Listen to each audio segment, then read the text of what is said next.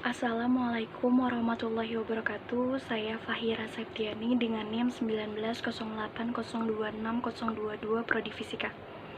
Di sini saya akan memaparkan materi Ulumul Al-Quran mengenai ayat Makkiyah dan Madaniyah. Pembahasan akan dibagi menjadi 3. Yang pertama, definisi ayat Makkiyah dan Madaniyah. Yang kedua, ciri-ciri ayat Makkiyah dan Madaniyah. Dan yang ketiga, signifikasi ayat Makkiyah dan Madaniyah. Yang pertama, definisi ayat Makkiyah dan Madaniyah.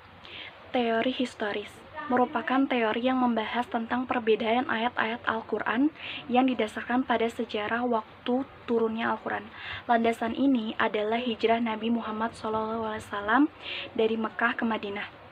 Menurut teori ini, Makkiyah adalah ayat Al-Quran yang diturunkan sebelum Rasulullah SAW hijrah ke Madinah, walaupun diturunkannya di luar kota Mekah seperti di Mina, Arafah, Hudaybiyah, dan lain-lain.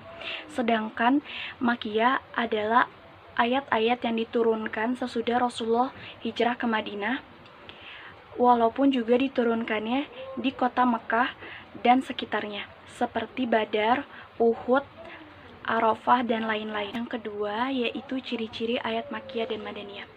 Sandaran yang digunakan para ulama untuk menentukan antara Makkiyah dan Madaniyah terdiri dari 2 utama, yaitu sima'i nakli, pendengaran, dan yang kedua qiyasi ijtihadi atau bersifat ijtihad.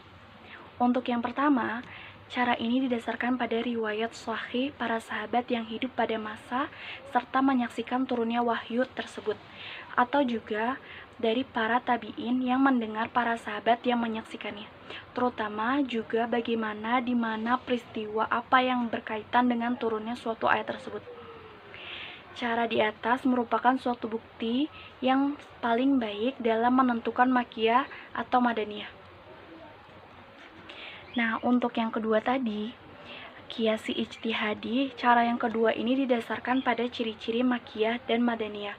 Apabila di dalam surat Makkiyah terdapat yang mengandung sifat madani atau mengandung peristiwa madani, maka dapat dikatakan bahwa ayat tersebut adalah madani, dan begitupun sebaliknya. Oleh karena itu, para ahli mengatakan setiap surat yang di dalamnya mengandung kisah para nabi dan umat-umat terdahulu, maka surat itu adalah Makkiyah, dan setiap surat yang di dalamnya mengandung kewajiban atau ketentuan hukum, maka surat itu adalah Madaniyah. Sima'i pegangannya adalah berita pendengaran, sedangkan qiyasi berpegang pada penalaran, dan ciri-ciri Makkiyah Madaniyah. Namun, keduanya merupakan metode pengetahuan yang valid dan metode penelitian ilmiah. Ayat-ayat Makkiyah dan Madaniyah mempunyai karakteristik tersendiri yang berbeda antara keduanya. Selain definisinya yang berbeda, ada juga ciri-ciri dari ayat Makkiyah dan Madaniyah, yaitu yang pertama, ciri-ciri ayat Makkiyah, setiap surat yang di dalamnya terdapat kalimat kalla adalah surat Makkiyah. Kalimat kalla disebut 33 kali dalam 15 surat, semuanya dalam separuh terakhir Al-Quran. Sebagai contoh, pada surat At-Takasur ayat 3-5 terdapat ayat-ayat saja. Yang kedua, terdapat ayat-ayat sajadah, yaitu ayat yang disunahkan melakukan sujud sajadah ketika membaca ayat tersebut. Di dalam Al-Quran ada 14 surat, yakni Al-A'raf, Ar-Ra'd, An-Nahl, Al-Isra, Maryam, Al-Hajj, Al-Furqan, An-Naml, As-Sajdah, Al-Fussilat, An-Najm, Al-Insyiqaq, Al-Alaq. Sedangkan mengenai surat Shad, disunahkan sujud namun tidak menjadi keharusan, seperti contoh pada surat Al-Alaq ayat 19. Yang ketiga, setiap surat yang dimulai dengan qasam atau sumpah dalam Al-Quran ada 15 surat, yaitu As-Safaat, Az-Zariyat, At-Tur, An-Najm, Al-Mursalat, An-Nazi'at, Al-Buruj, At-Tariq, Al-Fajr, Asy-Syams, Al-Lail, Ad-Duha, At-Tin, Al-Adiyat, Al-Asr. Nah, yang keempat, setiap surat yang memuat kalimat ya ayyuhan nas, ya ayyuhal kafirun, atau ya bani adama. Dalam hal ini terdapat 292 ayat yang mengandung kalimat tersebut. Nah, yang kelima, terdapat cerita kemusyrikan atau penyembahan-penyembahan terhadap selain Allah Subhanahu wa taala. Nah, ciri yang keenam, terdapat keterangan adat kebiasaan orang-orang kafir dan orang-orang musyrik yang suka mencuri, merampok, membunuh, mengubur anak hidup-hidup dan sebagainya.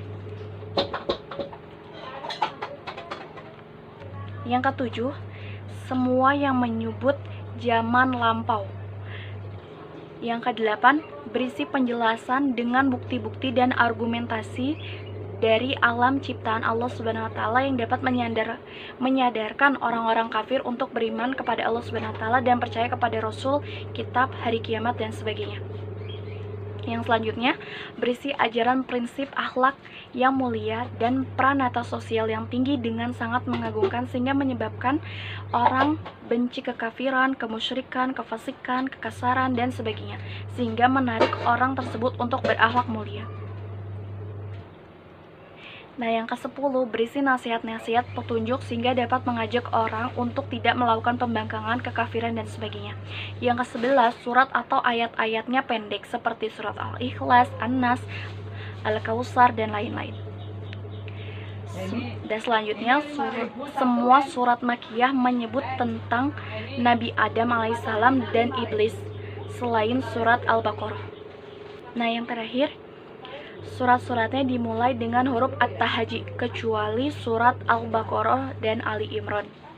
Untuk ciri-ciri ayat Madaniyah, yang pertama, setiap surat yang di dalamnya terdapat kalimat-kalimat ya ayyuhallazina amanu, dan yang kedua, setiap surat yang di dalamnya menyinggung mengenai orang-orang munafik.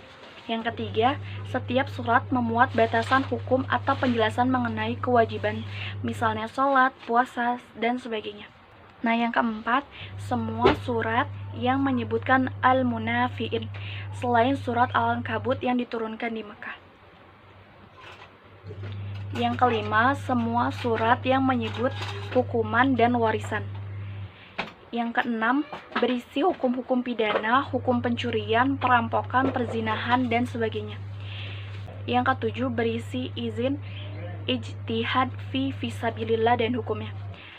Yang selanjutnya berisi hukum-hukum kemasyarakatan, kenegaraan seperti permusyawaratan, kepemimpinan, pergaulan, dan sebagainya. Selanjutnya berisi dakwah atau seruan kepada orang-orang Yahudi, Nasrani, serta penjelasan penyimpangan yang dilakukan mereka. Yang terakhir, surat dan ayatnya panjang-panjang. Pembahasan yang terakhir adalah signifikasi Makkiyah dan Madaniyah. Signifikasi dalam hal manfaat pentingnya mempelajari ilmu Makkiyah dan Madaniyah karena segala sesuatu itu mempunyai manfaat tersendiri. Nah, beberapa manfaat mempelajari ilmu Makkiyah dan Madaniyah sebagai berikut. Yang pertama, mempermudah para mufassir dalam menafsirkan ayat-ayat Al-Quran. Yang kedua, meresapi gaya bahasa Al-Quran. Yang ketiga, mengetahui sejarah hidup Rasulullah SAW. Yang keempat, membedakan antara nasikh dan mansukh. Nah, yang kelima, mengetahui bahwa penurunan Al-Quran dilakukan secara berangsur-angsur. Yang keenam, mengetahui ayat-ayat yang berfungsi sebagai mukhassis. Sekian pemaparan materi dari saya, kurang lebihnya mohon maaf. Wassalamualaikum warahmatullahi wabarakatuh.